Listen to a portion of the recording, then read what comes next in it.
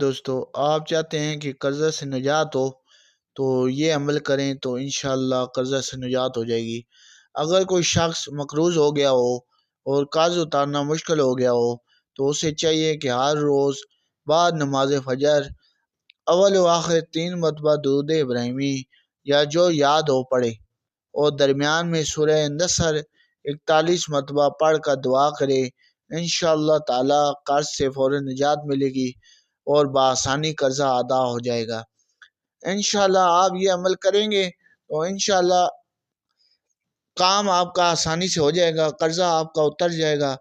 آپ یہ مہربانی کر کے آپ یہ ویڈیو لائک کریں، شیئر کریں اور سبسکرائب کریں میرے چینل کو، اور شیئر لازمی کیا کریں ویڈیو کو۔ کسی کا بھی مسئلہ حل ہو جائے تو پلیز دعا میں یاد رکھنا۔